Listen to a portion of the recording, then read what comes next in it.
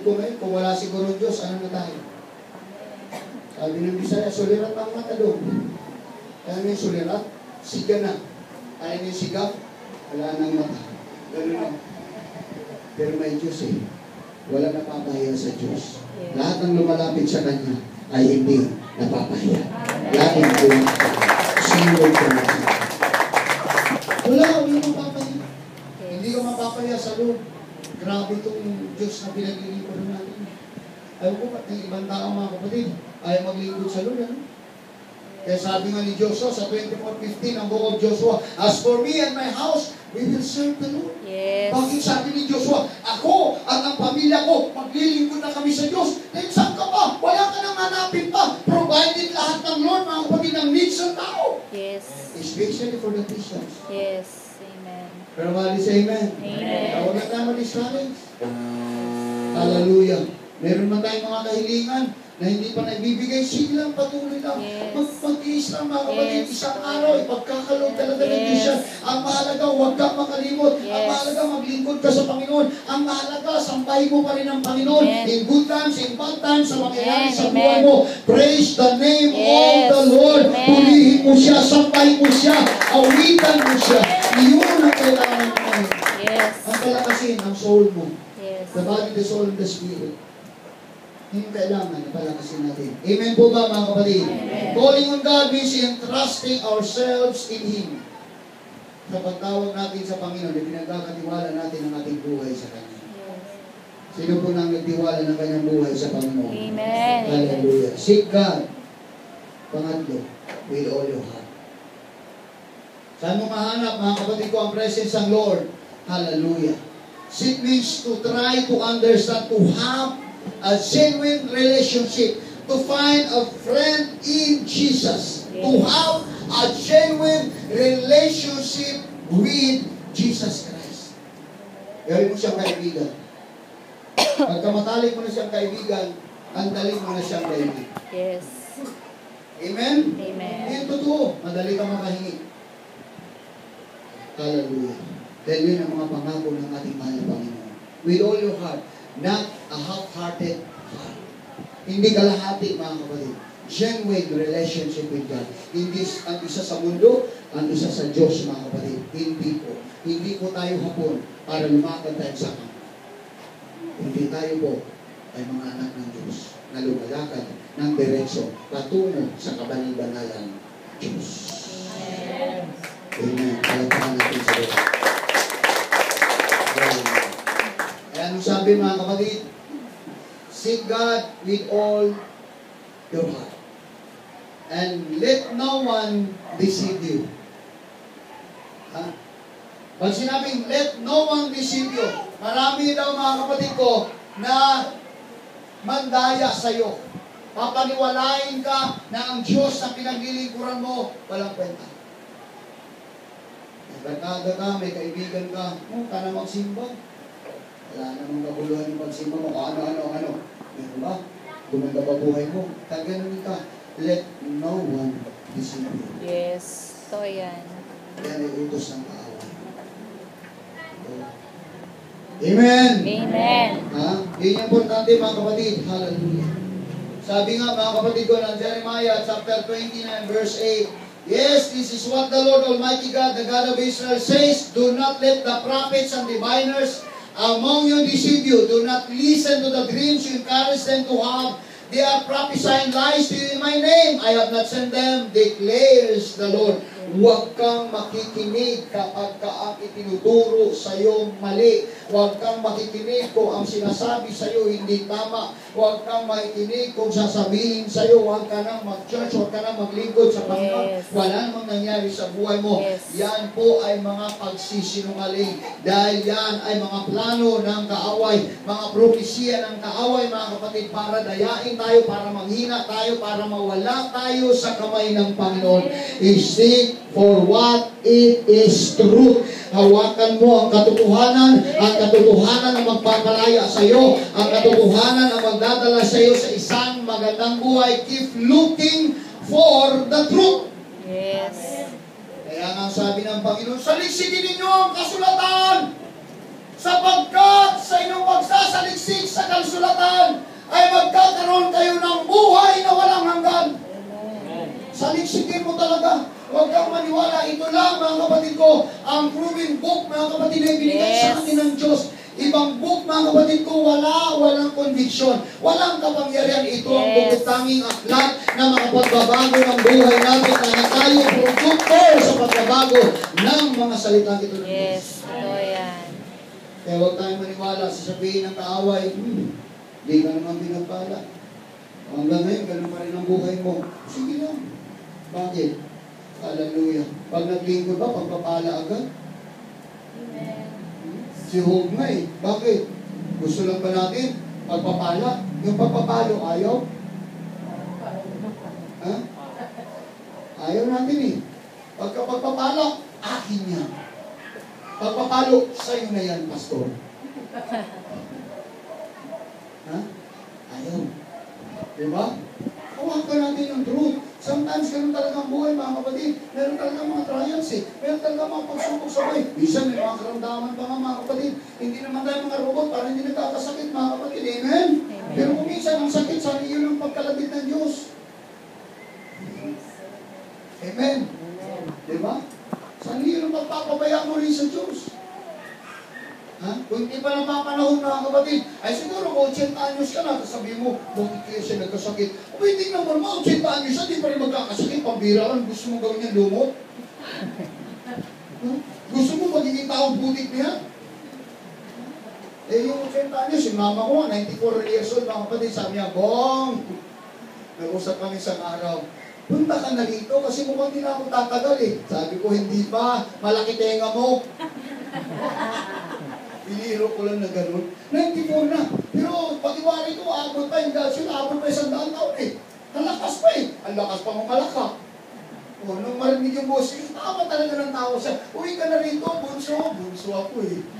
Yung 53 anyos na ako, yung nanay ko, 94, bunso ka ako. O. Pero wala, malakas pa. Iba talaga mga kapatid, may Diyos eh. Yes. Amen? Amen. Iba talaga mga kapatid, kasabi ko, tingnan mo. Wala pong sakit. Ano tayo makakatuwa nga yung nanay ko eh. Pero mo, 94. Sa March na darating, 95. Sa susunod, 96. Grabe. Wala na siguro ganun na init, ano? Wala na, 94. Wala na. Eh ngayon, mga kapatid ko, yung 80 anos dyan, mga kapatid sa kanto-kanto.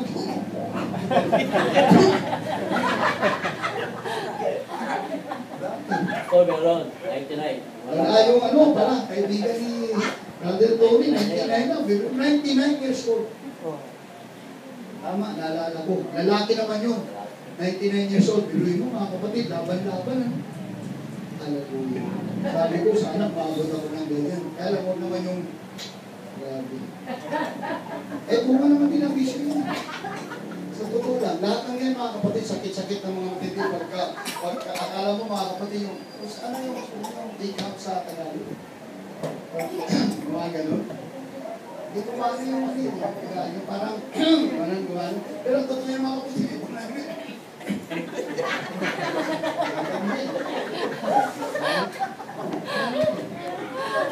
Eh, matanda na talaga eh. Hanapin mo pa ba mga kapatid ko yung kalakasan? Ay, tumakbo ka! Grabe naman, 95 years old, 99 years old, patakbuhin mo ba? Kaya na yun, amuyin mo yun. Kahit anong buhos ng pabango yun mga kapatid, sisingaw talaga ang amoy lupa. Uy, sa lupa tayo kami. Oo, totoo yun. Kaya masabi yun, di ba, ligo ka na ngayon, tapos sinurin mo yung ano mo, balat mo. May dumi pa rin. Eh kasi putik na tayo eh. Nagiging buhay lang tayo, kaya nga mga kapatid, buhay na putik. Yes. Living soul. O, kaya nga tayo nausin pa ba mo? Bakit? Amoy putik tayo eh. Kahit bata ka, amoy putik ka. Huwag kang magpapango. Pagkatapos maligo, amoy mo sarili mo. Ano ba, ano? Bakit? Totoo yun.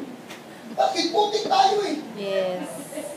Amen? Amen. Kaya pag kayo namoy kuwang, bango mo. Amoy baby ka, siyempre nag-baby powder yun. Pero yung totoo, mabaho talaga tayo mga kapatid. Kung wala talaga, di ka maligo isang araw, nako, ang amoy mo mga kapatid, amoy milon. Meron amoy. Totoo yun eh. Hallelujah.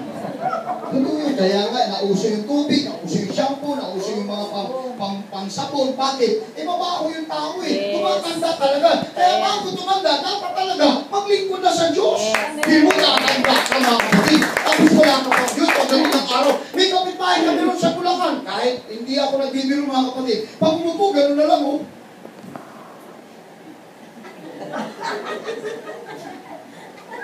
Mga ganun na lang. So, ang bata pa nito, halos matanda pa ako. Bakit? Ay matindi. Ha? Inumaga sa inuman. Kung makapanigarilyo, mga kapatid ko, wagas. Wagas! Ay, wagas ka eh. Ay, wagas eh. Brad, musta? O kumusta? Eh, siyempre, pagkapit-bahay kami, kinukumusta ko. Pag kinukumusta, Brad, musta na yun? Tulong laway na. Pero mo tulong laway, bata-bata pa. Mahigit 50 lang. Hindi sa mga puso. Yes. Amen? Napakaswerte natin mga kapatid. Nasumpungan natin ang Diyos. Pinagpapala talaga tayo. Hindi lang pagpapala ng pagpapala. Physical ang pagpapala. Amen. Sa totoo lang, Amen. anak ng Diyos mga kapatid. Baka dadating yun. Yes. Amen. Hindi totoo. Ha? Wala naman talaga mag-akala. 52 anyos na ako eh. 60 daw. Totoo yun. Hallelujah. Wala ka naman problemahin sa buhay. Yes. Amen? Amen. Tatawa ka. Kung gusto mo tumawa ka. Amen ba mga kapatid? Amen. Hallelujah. Palakpakan natin si Lord. Kaya tayo ka lang, keep looking for what is truth. Manatili ka lang talaga sa katotohanan. Ibig sabihin ng katotohanan ito. Ang katotohanan si Jesus. Ang katotohanan ang Diyos na buhay. Manatili ka ron. Pag nananatili ka sa Kanya, lahat daw ng bagay na gusto mo, magkakaloob ng Diyos sa'yo. Hindi ka mahirapan. Hindi ka mahirapan. Hindi ka mahirapan. Hindi ka mahirapan. Hindi ka magdudusa sa buhay mo. Nagpangako ng Diyos yan. Hawakan mo lang yung pangako. Importante. Ang problema, nangako na si Lord. Totoo ba yan? Eh, huwag ka na magbasa. Huwag ka na magsimba. Ha? Pag hindi ka maniwala sa pangako ng Diyos, huwag na. Huwag na hindi tayo mag-usap.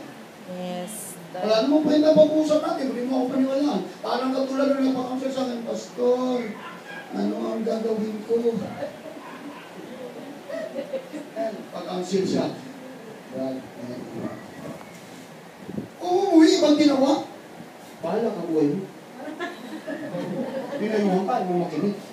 Yung asawa ni Ter. Ito gawin po, Ter. Ganyan gawin mo. Sundin mo yun, sundin. Ibang ginawa. Bahala kayo buhay mo. Mamukat-mukat ang pinag-away, cellphone. Magsaksakan na cellphone pinag-away. Pero mo cellphone lang pinag-awayan. Bakit? Sabi ng lalaki, honey po, tawag ko ng sarap, honey, mayroong cellphone mo. Kumain yun ako, no? Hindi! Kapitay! Ayun, nag-away. Hinahanap ni lalaki ngayon yung cellphone. Christmas na. Hinahanap ngayon. Di makita? Sabi ko, buksan mo kung nasa underwear mo. Di makita, liit ka ng bahay, di makita eh. Grabe pagkatago kung saan nakatago. Isang araw,